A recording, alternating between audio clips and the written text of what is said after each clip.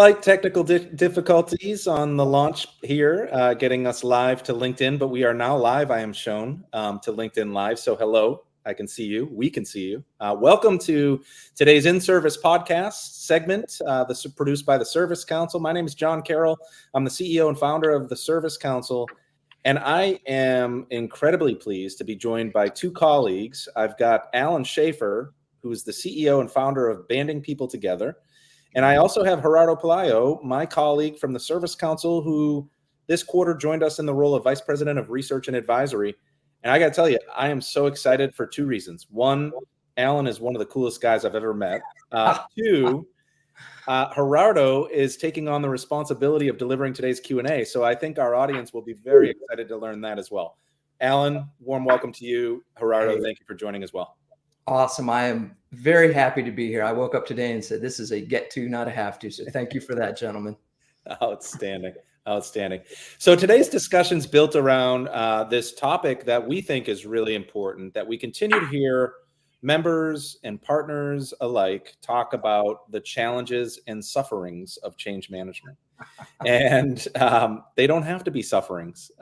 And today we're going to dive into some opportunities to enable a frictionless change management process within your organization. So we're talking about, is your change management process out of key? Today's session is interactive. If you'd like to pose questions or reactions, please comment from LinkedIn, and we will try to build that into today's discussion. We'll take a moment to read and react as we go. And today's segment will be recorded. So if you'd like to revisit it, share it with colleagues, whatever you subscribe to, whatever channel you get your podcast from, it'll be present there. It's present on our LinkedIn page. It's present on our website, etc. You can find it many different places. And without further ado, let's go ahead and get into it. Alan, I know you have come to love you.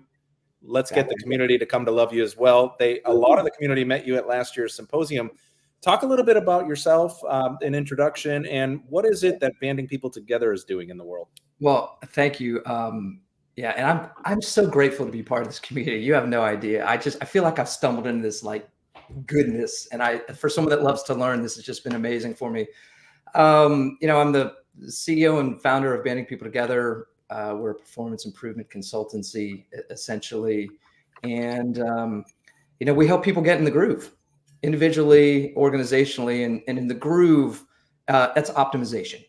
It's when we talk about optimization, we talk about all kinds of process things. We're the people side of optimization, people side of change, the people side of growth, and we are behaviorists at the core. We're former CEOs of publicly traded companies. We are scientists, PhDs, and people like me, maybe bringing a little bit more of a scarred but smarter, conventional band guy wisdom to the mix. And we work across industries just to help people go faster in the right way. I love it. I love it. And we're gonna pick that and pull it apart in every which way we can today to get your knowledge shared for today's listening audience. Because sitting through your keynote last year, people walked away jazzed, excited, but also just informed. And awesome. So looking forward to trying to piece that out today in today's discussion. Gerardo, I'll turn to you as we dive into today's discussion. We have a planned Q&A that I'm really excited about. So on to you. Great. Thank you for that introduction, John, and welcome, Alan. So as we get into the topic, the first thing I want to do is set a little bit of the stage because we see all these emerging technologies, but not just that. Shifting customer expectations, different challenges on the workforce. And one of the things, the most important thing actually that has come up in the service leaders agenda is service innovation, thinking differently about things. And that is usually met with excitement. But then where it gets interesting is that innovation often requires change in order to materialize into something, right? So you talked about people. Let's start there. What are the barriers that you see that people develop in response to change? So, that's a great question. And if I can just speak just for a moment to the innovation piece of it, I attended a continuing education program at Vanderbilt University years ago on innovation, and they talked about these restraints. these constraints of innovation. And the first one is self. The second is team. The third is the organization. The fourth is the industry. And the fifth is society. And just the idea of kind of that self and team, behaviorally speaking, is some of the things that we'll be able to get at. But ultimately, people don't love change. They don't love to be shocked. But it's not change itself. The real magic happens when you get to a understanding of what is causing the resistance to change. It's not change itself. And that's some of what I hope we can get into on the call today. Very good, very good. So we'll get into how does that, what shape do those barriers take? But perhaps the best example is AI, a big topic nowadays, and it's one that is perceived, especially by the front line, by the workforce, as a big risk. Is it going to take away my job? So that's a good example of what a barrier could look like. Yeah. Why do people react in this way to new technologies that are perhaps not as well understood, that are just getting started? Is there a pattern for why we act the way we act?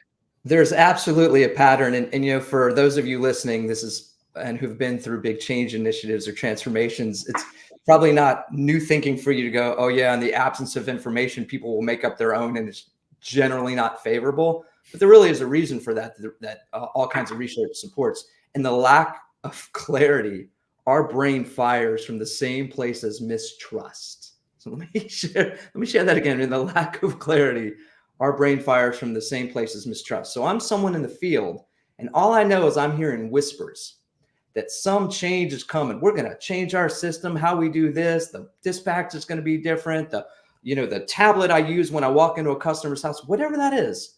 And I'm already anticipating, because I don't know what's really coming, I'm making up and defaulting to the worst. And that actually creates a feeling, and those feelings are not generally rational.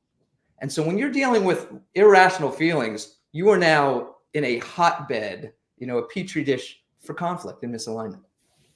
And I think that's the opportunity for organizations to think a little more granularly around change, which is like, people don't want to be shocked.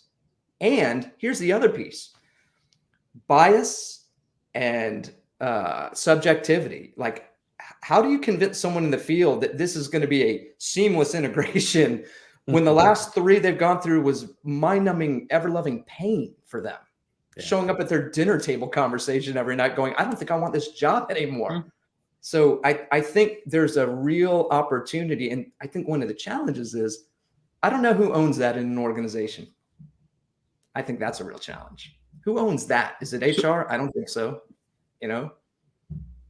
Alan, you bring up some really, really good points about the scar tissue of change, that we have come accustomed to change in many respects and remember the pain of that change. And I relate change in business to what I've seen and witnessed in my personal life. And you see over my shoulder over here, one of my kiddos on the wall. I've got 4 kids, and when I take them to the playground and I don't condition them for the change before ripping them away from that playground, they turn into literal aliens.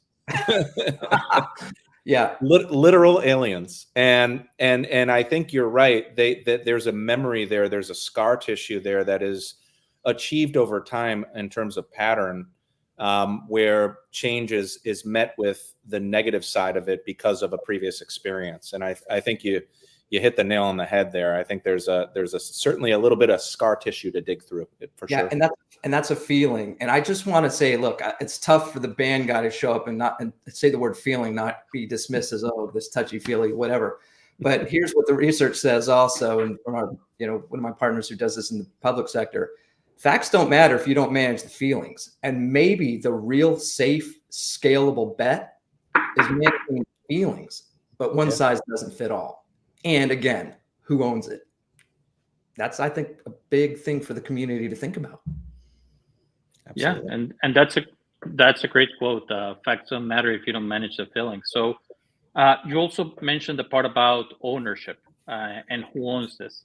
So the lazy answer perhaps would be to say, well, people just don't want to change. And that's why we're not succeeding. That's why we're not able to move forward.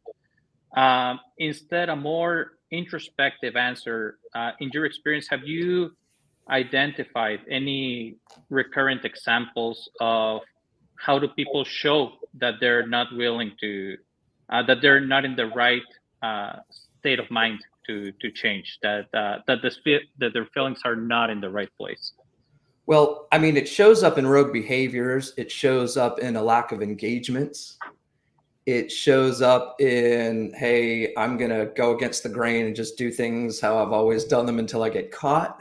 You know, there's a lot of things, but again, you know, I think that there's a more foundational challenge in all of this beyond even who owns this, which is, you know, are we giving people a voice in the change is one of the things that I see it missing.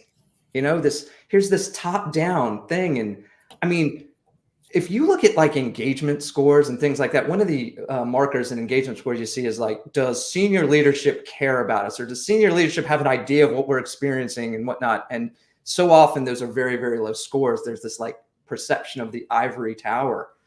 And, you know, the whole idea that we're doing things that are impacting our employees, and especially all the way down to the field level for someone who's walking into someone's house to interact with a customer, and we're not getting their voice in the conversation in a way that is meaningful.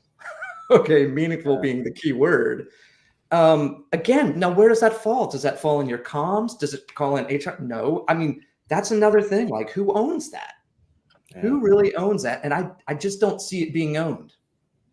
Alan, I just want to comment behind your thoughts there. The concept of, you know, frontline and not just leadership involved in change came through quite clearly with respect to our Voice of the Field Service Engineer survey. We asked questions around their belief that they have a role in innovation. 40% didn't believe they had a role in innovation. We asked their belief that management reacts and makes changes based on their feedback for improvement, and it was even greater. It was 6 out of 10. And I think you bring up a huge point here in terms of involvement of not just leadership in the change, but also the front line. And that's a two-way street. We had a great podcast on this segment here. Jim Bone, former Johnson Controls guy, change management guy, talked about change management, and he talked about being an architect of change. That management can't just say, this is what we're doing, and then go about and do it. And then it becomes the new flavor of the month to the front line. And by the way, management just can't say, here's a change, we're going to do it, and I'll see you at the end. They have to become an architect. They have to be there for the teardown, the rebuild, and the communication and the execution. So yeah, and what you're talking about for me is physics. Yeah. You're talking about force, even though it's not intentional force. Like top down without any feedback from the field is force. And force, I don't use absolutes very often. Force is almost always met with resistance. And resistance can be everything from overt, I'm not doing that, to I'm walking, I'm quitting, to rogue behaviors, all kinds of things. And I think the other thing that's really curious about this is, you know, we lean on our leaders to drive this change, you know, and you just got to drive change and you got to manage change. I don't think anyone's given them a reasonable how. I really don't. I mean, telling someone to embrace change is just like saying, don't be scared of spiders anymore. Well, good luck. Don't be scared of heights anymore. So I think there's this lack of understanding and respect for the deep behavioral complexity that's going on. And we try to have these frameworks that are more of a one size fits all. And John, I mean, look, you take your 4 kids to the park and something's changed. They all need a different message. Totally. Right? They all have their own feeling about what it is they're experiencing. And if you don't do it, you have a different experience. And sometimes you have to incentivize the change. Hey kids, we're leaving the playground. Would you like to go get ice cream? yes, I'm coming out with you because I would love some ice cream. I want to be included in that mix. But yeah, so I think that there's an opportunity in this conversation for those in the community listening. Like, what are, hopefully we'll get to some, like, what are some just basic foundational things we can start thinking about to tune out some of the noise that's happening in all this. And, I think there's a mitigating the risk of what we know is coming down the road. Because again, insanity is doing the same thing over and over and expecting a different result. But I think you also have to ask yourself, if you are involved in driving some kind of transformation, how much ahead do I want to get ahead of it? And what level of investment are we willing to make so that the downstream impact, we're not dealing with the crazy stuff that we complain about? Yeah. So let's dive into that. And one interesting quote, very related to what you're saying, I found in a recent Harvard Business Review article, says that for all the talk we have about managing change, we're very bad at being with change. And then it goes on to say that how we feel about change depends on whether we have developed our mental muscles for uncertainty, which you also talked about. So in this, one size fits all is probably not the right strategy. There's some that advocate for, well, you have to set the rules and set the guardrails and force change. Or otherwise, you have to convince people that my way and the way that I'm pushing is the right one. Have you encountered this? Are these good ideas? Is there a different approach? That's a great question. That you've seen is good. Well, that's a great question. Before I answer that one properly, like, let me ask you, gentlemen, do you like to be convinced of anything? No, we don't want to be convinced, just like we don't want to be sold to. And so really, there's a different word here that I would like to share and introduce, and that word is influence. And I think influence is an important word, and it's misunderstood. And at Banding, we have a very particular lens on influence. Influence is not persuasion for us. It's not manipulation. Influence is creating the conditions to get to clarity. Because if we get to clarity, right, brain's now not firing crazy, right? Brain is not firing crazy. And so this idea of influence, of just, for starters, are we seeing the same thing? There was a brilliant gentleman named Daniel Kahneman, who the world just lost, and he wrote a great book called Noise. And Noise says this, when you have bias or subjectivity, you have noise. That's it. And so it's not about getting everyone to see the right thing. The real magic is, how do you get people to see the same thing?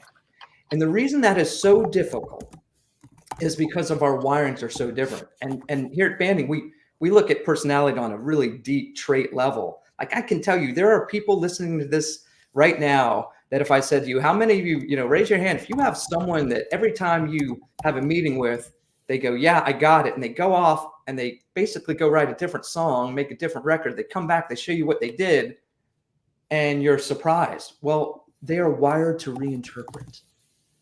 And so just even from a telephone game perspective, it's like with each day that passes, they're going to drift further and further from the clarity, right? And all of a sudden now we're misaligned again. And misalignment is conflict, by the way. And so this idea of influence, real influence individually or at scale, right, is getting to clarity. And here's the thing that we got to reach back for from early in our chat. Part of getting that clarity is managing the feelings of people being impacted. That's a deep idea. So, it is. And you made me think about something else, the other part of the other side of the communication that we haven't really talked about yet, which is listening. How should we listen for those feelings, so that we know that? Yep. Well, so here's what's so fascinating, because in the world of communication, what gets pounded on people is like, we got to be better listeners. I think what's daunting and challenging about that, there are some folks who are listening right now that are wired to go super, super fast, right? and they're just go, go, go, go, go. Based on our research and our experience, they have the most challenge with active listening because they're multitaskers, because they're always just trying to get so much more done, right? I think when we talk about listening, I think we think about this. I think about, but I think we can listen and still hear what we want to hear based on what we're feeling and what we're reacting to. I mean, you can send something out to the field that says it's going to be okay and we're going to do X, Y, and Z. And you have 1,000 field techs that can hear something all different. And so I think when we talk about maybe signals and we look at engagement and those kinds of things, I think there's an opportunity all the way. And I was really thinking about this ahead of our time together. I think about the person that came to fix my stove or fix my cable or my internet connection. And by the way, I have to say, I never thought about that until I was part of this community, and had vastly different experiences, by the way, which was incredible. But, I think there's probably an opportunity that if from the mothership, if we're putting things out relative to change, I think there's something all the way down to the supervisor level in the field to say, all right, here's what I think is coming. Here's some context. It's going to hit all of you a little different. The 10 people that I'm supervising, the 10 trucks that are going out in my patch, and we probably need to huddle up and just have a chat about it and get engaged in a barometer of like, just what do you think about it? Without it, just as simple as that. Just so you're getting one step ahead of whatever is coming. It's like a buffer, right? And again, like, how do we arm those people in the field to be that face for the organization, for the large organization, and how do we enable them to go, oh, okay, one size doesn't fit all, and we're gonna share this thing that's coming. We're gonna make sure part of the influence is we want you to be heard in this. We want you to be heard in this, and this is what this looks like. Like, they need a playbook for that, an influencing playbook. And it doesn't come in just let me put out the memo of let me just put out the memo of the comms people are going to put out the new process thing we're doing. I mean, it's just, but you have to invest the time in it, and you have to believe in the value of it to do it. So how do you get people to do that? I don't know. That's a big question. Yeah. And as you were talking to this, I was reflecting on some of the findings that we've gotten through our surveys. And a thing I love is the whole track is about getting in front of the problem, how to prevent the resistance to change, to getting in the way from that transformation. And the reflection I was doing is on the things that a number of service leaders are measuring. And the largest concentration of the metrics that we see across the board are still on the lagging indicators. What happened, even from an employee engagement perspective? Were they happy? Are they thinking about leaving? Did they stay or did they not? And there's not as much focus on those early signals on, are they participating today? Are they engaged? So I think there is a point to be made in aligning this mindset of getting in front, being early, and also how we behave on a day-to-day and what we measure, the incentives that we put within our organizations. So I've actually, as a guest, am I allowed to ask you all a question? Yeah. Okay. In the field, for the field supervisors, what is their defined role, if any, in the engagement conversation? Does that exist? A customer or employee? I'm saying employee on that. So I'm a supervisor, and I've got my 15 field techs that I'm supervising in the field. What's my role in their engagement? That's a great question. We would advocate that the ones that are doing a good job of driving engagement are the ones that are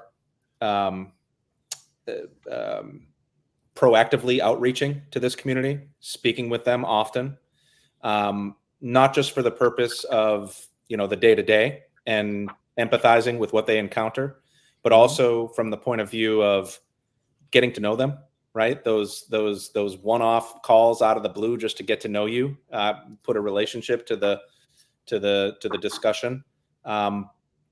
Do I think that that's a framed aspect of the supervisor's role in every organization? Probably not. Yeah, and so what an opportunity, right? Yeah. What an opportunity. And I'll tell you, it doesn't have to be that daunting. But I do think there is something pretty profoundly interesting and this we see across industries. Generally speaking, and in a lot of cases, the person that was really great at, loading the truck, building a widget, doing something on the assembly line, fixing the thing in someone's home fastest, they get made a supervisor. And in many cases, the same thing that made them great at the task is not what makes them great at managing, leading, or engaging people. And I think that is a bit of a talent conundrum. But I think there's something really easy. And Gerardo, you as you were kind of talking about this, how do we get ahead of it? Well, there's some basic intrinsic human motivators at play that you don't have to be a behaviorist like me or a rocket scientist to figure out. This is in any human interaction.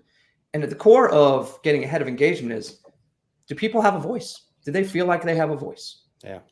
That's the first thing. And by the way, sometimes we don't have a voice just at speed. Hey, you know what? I'm supposed to have my one-on-one with my manager, and for 3 times in a row, they were too busy for me. Okay, my voice is gone, right? So do people have a voice? And what's the mechanism for having a voice? What is the operational cadence in the field to go, hey, we're going to huddle up once a month and just make sure that we're just being heard on things that we're seeing out there and experiencing so we can do something about it. That is so cheap and so easy, right? So that's one thing. The second thing is around the engagement game is, am I contributing in a way that's meaningful to me? Basic intrinsic human motivator. Because if I'm not, I'm going to look somewhere else where I can. Yeah. And you can't do that if you don't have a voice. And I think all the supervisor has to say is, well, are you contributing in a way that's meaningful to you? Someone who's going out service call after service call after service call, coming back with better ways to do things to make it a better customer experience and be more optimized for the company, that doesn't have that platform even shared in a way that it goes anywhere, you're losing. You're losing, and you're going to lose into your competitor. And then the third piece, go ahead. Yeah, go. No, please continue. And the third piece of this is, so you have voice, you have contribution. And again, in that game, you got to be driving to the hoop of clarity. And those 3 things, people will be engaged. You don't need to spend $1 million on an engagement survey to figure that out. And I don't think it takes the band guy to tell you, this is some simple stuff. And in my experience and in our experience, these huge, audacious, complex problems are solved by simple. Simple cuts it to its knees. And I would challenge anyone listening today to go, is it really that hard to have our supervisors in the field just have a different gauge and barometer, a new lens on, do they have a voice? Do they have a contribution? And is there clarity? I don't think that's tough. Love those viewpoints. I really do. And, one of the things that I reflect back on, because we're talking about behavior in terms of it enabling change or the importance of it in change to a degree. And you talked about different profiles within the context of your symposium keynote last year. And I think I was somewhere in between Frank Sinatra and someone else. I forget whom. But my question for you is, so is behavior, human behavior, is your profile, is that static or does it evolve? Because they talk about your taste buds change every 7 years. Does your behavior change similarly? Oh, yeah. Are we on this evolutionary path? Well, you're about to get a taste of like the swaggery band guy for a minute, because I fought with a lot of academics over this. I fought with a lot of folks over this. This idea of kind of retesting and validity and certain testing. Man, if you're not evolving, you're dying. This is Darwinian. And again, I think there's certain parts in our wiring that are just not really going to drastically change, but there are parts that will. And as we evolve and we grow, It changes. And what's really interesting is when it comes to personality research, generally the big 5 personality factor, which is the gold standard for, personality trait research, usually it would take close to 10 years for someone to really significantly change in their traits. What's fascinating is post-COVID. COVID changed a lot of things in the world. And COVID, it's been, I was saying 2 years. Jet fuel. So, because people have just changed their lens and their value system and what's important and what they're willing to do. And so again, for me as a person that has rewired dramatically, again, look, and we didn't talk about this, but banding exists because I was not a good leader and I was not a good collaborator. I was not amplifying voice. I was not maximizing contributions, and I sure as heck wasn't giving clarity. It was like, I'm going to beat my idea into you until you say yes and go, okay, Alan, shut up. That's why I have formed band members, And so, we evolve, and we should be evolving, but that's not us changing who we are. That's a good question, John. Yeah, I love the viewpoints there. Gerardo, back to you. Sorry. Yes. So great conversation so far. And I really like how you've taken the idea of influencing and really simplified the what, where we need to focus on with the voice, the contribution, and the clarity. But then the next step, and this is where I want to continue to pick your brain on,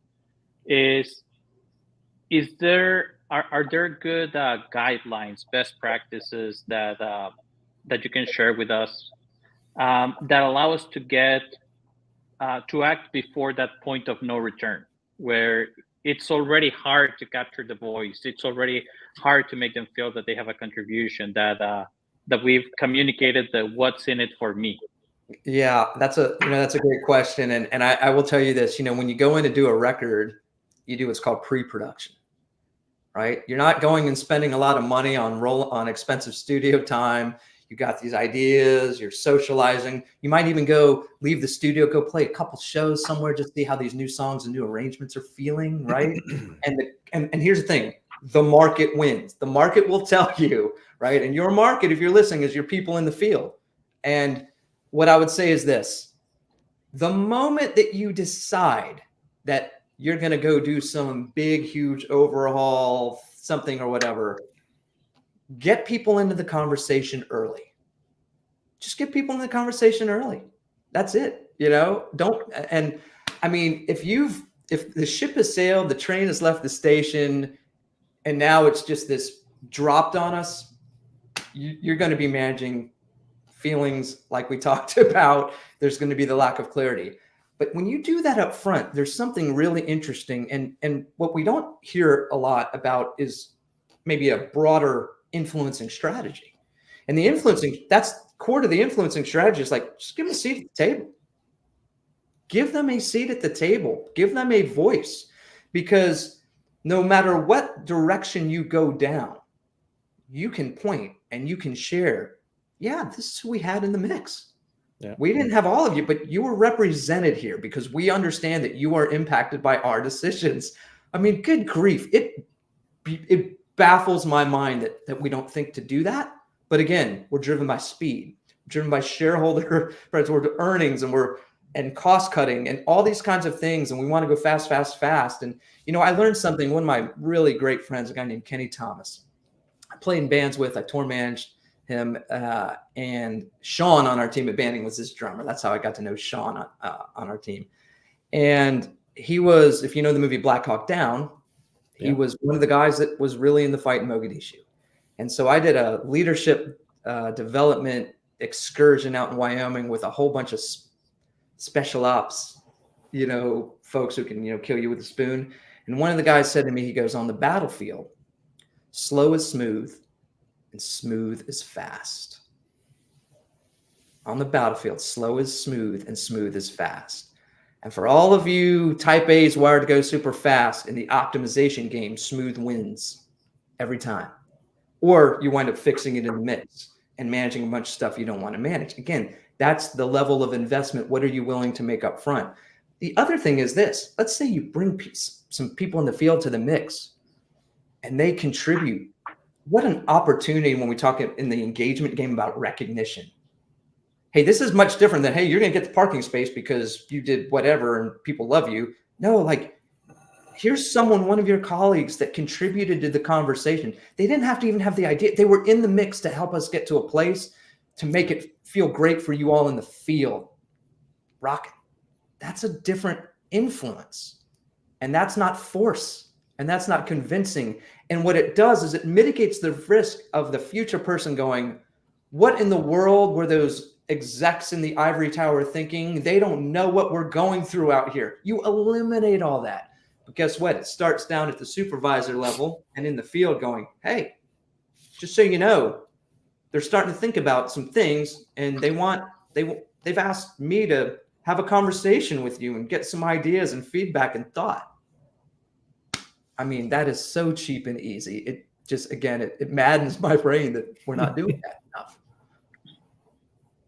Yeah, no, and especially because it's such a relevant thing. I was rereading on this statistic. Over 80% of organizations say they have some type of innovation initiative, and only 16% of them are successful at scaling it. So it tells us two things. One, almost everybody needs to be able to be comfortable and be smart about change. Very few are doing so successfully. And one of the lessons I take from what you've been sharing is that sometimes we come up with good answers for the wrong question. And but what I mean by that is putting the technology, the solutions, the different mechanisms, all that exciting and potentially useful things that are in front of us before really understanding what is it that we want to achieve. So to me, that's why it's so important that you help us simplify the concept of what do we need to be good at in order for change to achieve that smooth path, and then the step that follows, and I believe the answer will vary depending on the organization. This is me reflecting, not trying to put words in your mouth, Alan. Sure. But every organization might leverage technology to engage their teams in a different way, to make knowledge available, to drive a particular cadence that facilitates this two-way communication, but not forgetting that underlying objective. Yeah, and it's interesting. So at banding, we teach a very particular idea, and now we all know the golden rule, right? The golden rule says, "I'm going to treat you how I want to be treated," and that's from our perspective, is a real blind spot, because it's like, I joke, I'll say, Sean on our team likes to be hit in the face with the pie when he makes a mistake. That doesn't mean that when I make a mistake, he can get out the pie. I mean, it's goofy, but it makes the point. We teach something called the platinum rule. Platinum rule says this: I'm going to treat you how you want to be treated. And we do that with our customers. We don't do that with each other. Over and over in 15 years of doing this and a wall of huge logos, I can tell you, we treat everybody out. We treat the customers great, but we don't treat our internal customers nearly the same. The caveat to this, though, and this is important, which is, in order to exercise the platinum rule, you have to know your audience. So like, I can tell you with great certainty in any effort, without very little effort in any transformation, change effort, that even based on our personality research, I go, this person needs to, this person's going to feel this way, this person's going to feel this way, this person's going to feel this way. You can't give one size fits all. But the broad thing is just asking, hey, like, how's this hitting you? Like, they'll tell you. People want to tell you, but you have to create the conditions. Really, what we really, I think, need, and pardon the music analogies, guitar guy's going to get one over the goal line here, but we need producers for the change, not reducers. We need producers. And the producers create the conditions where people have a voice and they contribute and they know their part and they feel like they had a say in the arrangement of the song. That's it. When I brought in a song and I pounded it into the band, it was one thing. When I brought it in and I left space for the bass player, who happened to be my twin brother, go, Alan, I think the lyrics here are not as good as the other part of the song. Am I going to fight that, or am I going to go, okay, let's Let's think about what's not hitting you right. What's not feeling right for you? Because what I don't want is you being on stage in Biloxi, Mississippi Saturday night and going, oh, here's this part of the song that sucks, right? And so it's the same thing that's happened in the field. It's like, wow, this thing that just happens, this just doesn't feel good when I walk into the customer's home anymore, because it's one thing. And how do they not know this? I just think it's some pretty simple. I think we can start very broad, because I think we have to be really careful. And I don't want anyone listening to be overwhelmed. Yes, I live and die and study maniacally, like behavior on a level that's crazy at this point. That's just my jam. But we don't need to put that on people. And we need to keep some broad, universal, basic, intrinsic human motivators. If like, how are we amplifying voices? How are we maximizing contributions? And are we all driving to clarity? Like that. And are we getting ahead of it? And what is the communication / influencing cadence to allow us to go, okay, are we still on track? Are we still on track? I think that's just a timeout that needs to be called by somebody in the organization. And here's the thing. I don't think your comms person is going to solve it. I don't think your HR person is going to solve it. I think, again, I think there's a level of complexity that doesn't get handled in most organizations when it talks about this behavioral complexity at scale. You bring up so many good points.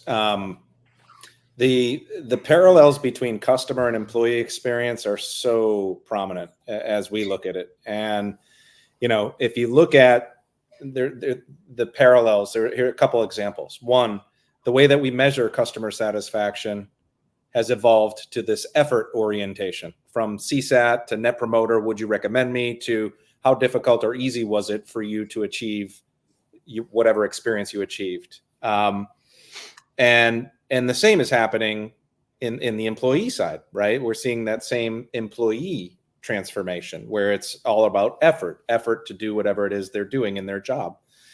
The way that we measure is evolving similarly on a similar path. And it was Elizabeth Dixon, author, former Chick-fil-A executive, delivered a keynote, and she made this comment that stuck with me, and that is, your customer experience will never be greater than your employee experience. And it stuck with me so prominently. And right. Yeah, and so that one of the new trends that we're watching right now is this whole concept of creating adaptive customer experiences. And that is the ability to transform across channel. It's seamless, it's frictionless, so on and so forth. Well, we need to think about that similarly on the employee side. That's another parallel that's coming down the path here. How can we create an adaptive employee experience as part of the change management process? It just kind of circled around in my brain as I was thinking about things you were talking about. Well, it's interesting. You talk about Chick-fil-A, who they just crush it and crush it and crush it and crush it. And, the consistency of service experience that comes from them is just wow. Southwest Airlines had a similar idea. Like, we're going to take care of our own first. And if we do that, the customers are going to feel it and be happy anyway. And that's some really different thinking. But I will say this relative to when we talk about engagement and we talk about the role in the field and whatnot. Here's the other thing that I think most of us have come to know who've been around for a minute, which is, especially in the retention and talent game, you quit the boss first, you quit the team second, you quit the organization third. And so a lot of the work that we do relative to influence and change and helping people go faster here at Banding is even that, how do I optimize that one-on-one relationship? Interesting. Because, if I can get you to clarity, Gerardo, quickly and differently, I do it for you, John, I now am scaling myself. I can now set it and forget it, set the mix and let you go do, because I know that we got to clarity and alignment, and I can go on to the next thing and the next person and maybe be more strategic. And so I do think in service industries where you have, and especially like hourly frontline folks, even just the idea of how we're looking at talent, and not to take us down talent rabbit hole, but like, again, that, I talk over and over to people who go, major big box retailer. I was talking to a gentleman we hope to partner with soon, who said, it's like person that can unload the truck the fastest gets, promoted to the supervisor. They might not be the person that's going to help others want to stay. And I think that's also a really kind of interesting idea. And we can actually look even in the research and like the personality stuff to go, look, this person right here who was super fast and super amazing is going to have to work so hard and swim upstream to drive the engagement that you want because it's just not natural for them. And here's a blend of traits that says they're just going to naturally do this. And you're not, yes, they'll need development, but not the same level. You're not turning a dog into a cat. And I mean, honestly, I could talk about this with the two of you for hours. But being cognizant of time, there's one more thing that I want to pick your brain on, and that's double clicking on clarity. How to get everybody on the same clarity. I may feel that I'm very clear about something, and my wife, not that this is a real example by any means, but it's in a completely different clarity about the same topic, right? Are there any examples? And I see the guitars behind you. I don't know if the question and the background are correlated. Any examples that you can share with us about how to achieve the same clarity within a team in order to be successful during this change transition? Well, that is a great question. And what I'm going to share is either going to make some people feel really great or feel a little overwhelmed. So I'm going to approach it gingerly. Again, we're talking about really deep complexity. I mean, look, I can sit next to someone on a plane and ask them a few questions and in 30 seconds understand how I need to communicate and where I can push and where I can't. And that's something that's taken a long time. And I'm not suggesting you need that. What I will say is this: getting to a place of, for starters, are we seeing the same thing for starters? If there is conflict going on, if something doesn't feel good to one of you, there's misalignment. And again, in the conflict and misalignment game, and this was the biggest shift for me also from a leadership perspective, and I still work at this every day with our team. When things aren't going the way we want them, we have a tendency to go them. I have learned to do this. What is my part? Like I can't control what either of you gentlemen do in this conversation, but I can control. The only spectrum of control that I have in this conversation is I know what I can do to attempt strategically to get to clarity with both of you, one of you, any of you, right? And so the idea of, if things aren't feeling right or good for anybody, that's already your first indicator. That's your first signal that there's just misalignment and there's not clarity. And so when there is that kind of misalignment and conflict, we have a tendency to want to convince the other person. We want to prove our point. We want to make statements. And the most powerful thing that we've ever learned around here, especially in the influence game, to get to clarity is turn it into a question. And sometimes it could be like, hey, does this feel good for you? Because this doesn't really feel good for me. Oh, yeah. Okay. This doesn't feel good. Okay, good. We're both experiencing the same thing. All right. Well, let's start thinking about what it is that's making you this way. Oh, well, Gerardo, you said this. Oh, no, I didn't mean that. By the way, there's something that we habit banding that we teach all our clients at the end of every exchange. And it's called giving each other a hand. And I'll get a graphic and I'll share this with you all to share out. At the end of every meeting, this is what I heard. And you would be amazed, right? This is what I heard, John. And you're like, no, that's not why I said, okay, that's what I heard. Give you an opportunity to get to clarity. A, this is what we agreed to. No, okay, wait a minute. We agreed to this. Does that mean you said ASAP? Does that mean Thursday? Or what does ASAP mean for you? Right? So this is what I heard. This is what we agreed to. This is the next step. This is the agreed upon next step. And then D is, here's how we're documenting it. And in the manager direct report game, that is game changing from what we understand from our client partners. Something so simple, right? So simple. But again, the other thing is this, just framing up, hey, how do we get to clarity so we can get aligned is different. That's just a different foundational way to start the conversation to get to clarity. But you have to make the goal clarity for both of you, not one. Mhm. I love these Yeah, viewpoints, Alan. Please go ahead, Gerardo. I was going to say that it signals a mature way of dealing with confrontation, so that it's not me imposing something, but it speaks to when the organization, the teams have reached a maturity level to take it to a happy outcome.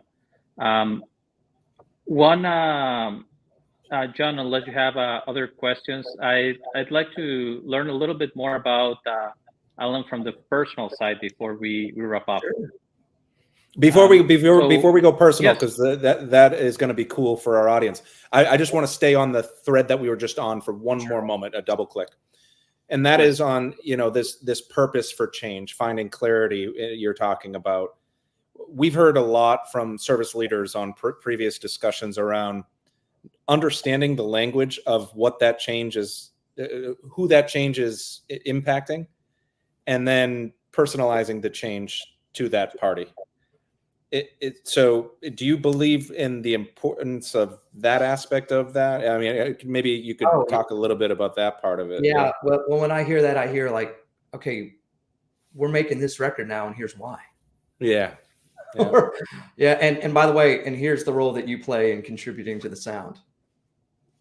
I mean, it's I don't mean to make it sound simple, but I mean to make it sound simple. And so again, here's what's so interesting though, also in our experience, and again, in the conflict and influencing game, the why and what is not super hard to align around. The real friction comes from the how, because, for all the reasons you would expect, but getting to the why and the what is crucial. The how, there's going to be a lot of different opinions on how to get from point A to point B. But if you're invited to the conversation early on, you might not love where that outcome lands, but you just can't complain about it toxically in the same way. You just can't without looking foolish and self-serving. Gerardo, back to you. We can land on getting to know Alan a little bit better. I just wanted to double click on that thread because I think it's an important one. We continue to hear a lot about it. So, yeah, I'm glad you asked the question. And so, Alan, I'm going to challenge you a little bit on a compliment you threw us at the front end of the call. You said you really enjoyed getting to know the service councils community, that you've learned a lot. And I'm obviously, you were there in last year's conference. Shameless plug. I'm very happy that you're going to be there as well. I can't wait. This year, September 9 through 11 in Chicago. So the challenge is, what are one or two specific things that you've learned from the community that you've found valuable from these interactions? Yeah, and that's a great question. And I'll tell you, what's so funny? So I walked in, I had no idea what I was walking into. And look, first of all, I have to give a shout out to Pete Seward, because Pete was a client of ours at Ocean Spray, and just someone that I've just really enjoyed getting to know over the years and consider a friend. And he told me about the Service Council and connected me with John. And I had no idea. I think I was coming from a speech that I did in Florida the week before. And I just stumbled into this thing, and I go into the advisory board meeting, and like the first person I see is David Nauer, who, and David is, and I just thought, wow, what's happening here? Because this is a gentleman who I hadn't seen in years, who was just an incredible advocate and supporter and mentor for me when I was starting banding. And, but I listened in the room, I watched the panels, and I thought to myself, wow, I don't think most consumers really understand the scale and magnitude of what is happening to even get that tech in your house to fix your thing. And what's really interesting, and I've shared this with John, so like I moved, and I had someone, I'm not going to mention the company, but I had someone come out to wire up my place for internet. And it was pretty interesting because I think it's just going to be this easy thing. First, they say, oh, that address is fine. We're just going to give you a modem and you can just plug it up and go. Famous last words, right? Mm-hmm. So I'm experiencing that. That doesn't work. Then they send someone out and I couldn't find the jack in the wall. And there was they renovated this place and they glossed over it. So they send one person out. He can't solve it. They send a second person out, and this is interesting. First thing they do is they check the other person's work as if they just missed it, And I'm sure that happens, right? And then it's still, so I don't know what to tell you. And I'm like, okay, I've now driven 40 minutes twice for something that feels like it should be simple. And now I'm a little irritated because I'm busy and my time is expensive. And then they send out the third person. And the second that he walked in the door and I said, I don't think you know what you're in for, bro. He goes, try me. And I was like, hey now, who are you? And he goes, okay. I said, you don't seem right. He goes, we're going to figure it out. And he found some other place, crawl space in the building next to me to do whatever. And he got it done. And I said, man, you are a rock star. And I shared with him, I said, I never really appreciated what you all do. And the only thing I can compare it to is like the concert of the military. Like when I literally being in the theater of war, playing for the troops in Iraq in the Second Gulf War, and just the amount of logistics and things to make some moment of important truth happen is so profound. And I don't think most consumers understand it. And quite frankly, they don't care. They just want their thing easy and fixed, and they want you to show up on time, and they want your expectations managed. And so even when I get, like for the electrician, that I'm getting texted emails and I can see where they are on the way, and that makes me feel good as a consumer, versus the other person who I sit for a window for 12 hours and they never show up. I mean, all this I have a much greater understanding of. And so that's been really cool. And I share that with people like, hey, things are it's just not that easy. But also I've come to, become really good friends with a lot of people in the community that I will be lifelong friends now. And I cannot wait to get back to Chicago, just see people and meet new people. So I really appreciate the invite into your great community. We can't wait either, Alan. And I'll tell you, your personal experience of that internet setup, service leaders are like cringing, saying, why wasn't there better triage and diagnosis? Why did we have to repeat visit? What about mean time to repair? So all the metrics and things we talk about day in and day out, it's so resonant with what they encounter as service leaders. So your personal experience there is right in line with the plight of today's service leader.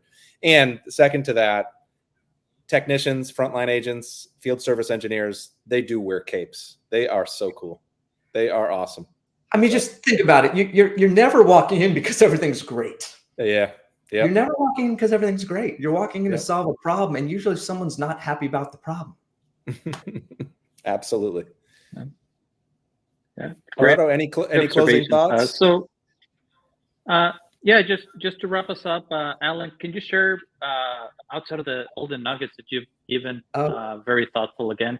Perhaps one personal passion outside of work, or something that you're looking forward to in the next couple of months. Well, I'll tell you this. One of my friends here in San Diego invited me to go jam tomorrow, Friday afternoon with. Cool. So like, we're just gonna go play music in someone's garage, which is just incredible for me. But I'm pretty passionate about hiking out here in San Diego, sunsets. I like good food, and it's funny, as a guy that was rocking and rolling. Took a long time for me to get back into the love of the game of going to shows, but I go to a lot of concerts. I just saw a thing called Wonderfront and saw Beck and The Roots and all these great bands. And so, it's funny. I don't have a ton of hobbies because there are these things like music and behavior. They're all just sort of my passions, and they all kind of blend together, Yeah,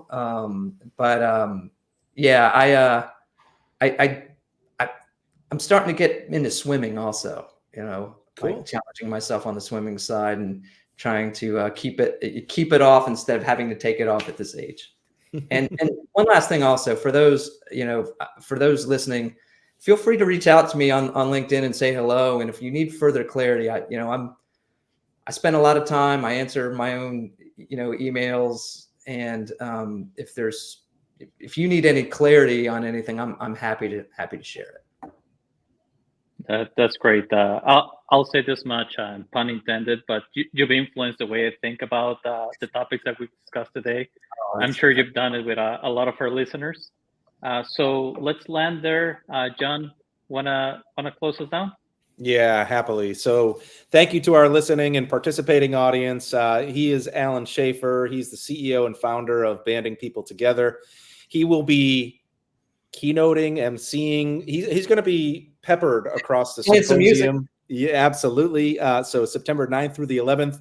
Mark your calendars, save the date, come join us and Alan out in Chicago for 3 days. Really setting up to be our best event and agenda yet. Really proud of what we put together as a team.